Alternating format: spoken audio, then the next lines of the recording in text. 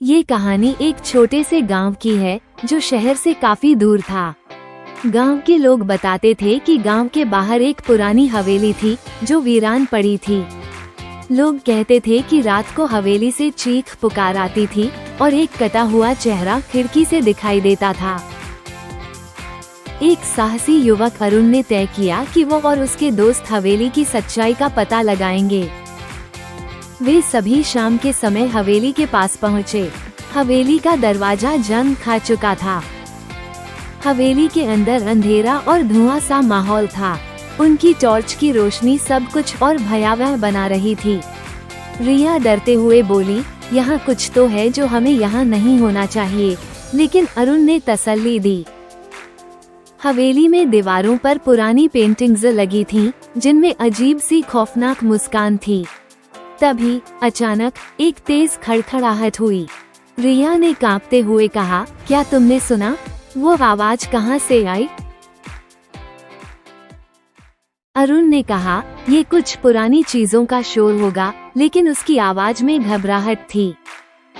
एक जोर से खिड़की से आवाज आई और खिड़की खुद ब खुद खुल गई। रिया और सिमा चिल्लाई। अरुण ने साहस दिखाते हुए कहा, हमारी साहसिक यात्रा यहीं खत्म नहीं हो सकती, हम आगे बढ़ेंगे। कमरे में पहुंचते ही तापमान गिर गया और खून के धब्बे दीवारों पर उभरने लगे। एक भूतिया औरत ने दिखाई दी और चीख कर कहा, तुम सब नहीं बच पाओगे।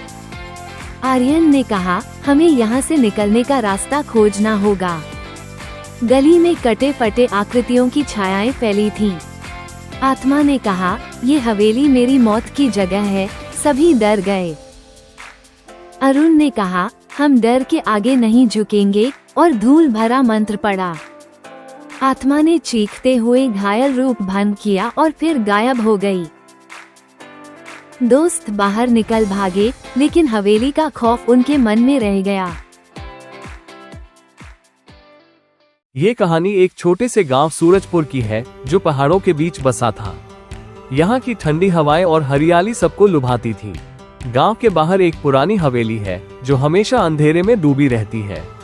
लोग इस हवेली से डरते थे। किसी समय एक परिवार वहां से अचानक गायब हो गया। उनके बाद से हवेली वीरान पड़ी रही। गांव में एक युवक राघव आया। उसे हवेली की डरावनी कहानियां मजाक लगती थी। उसने वहां जाने का फैसला किया। हवेली पहुंचने पर राघव को कुछ अजीब नहीं लगा, लेकिन जब उसने हवेली का दरवाजा खोला तो सब कुछ बदल गया। राघव ने एक पुरानी किताब खोजी जिसमें लिखा था, जो हवेली में प्रवेश करेगा वो कभी बाहर नहीं निकल पाएगा। फिर अचानक गहरी आवाज सुनाई दी, तुमने क्यों आकर हमें परेशान किया? राघव डर कर भागा। गांव लौटते ही राघव ने सबको अपनी घटना सुनाई, लेकिन गांव वालों ने उसे हंसकर शांत किया।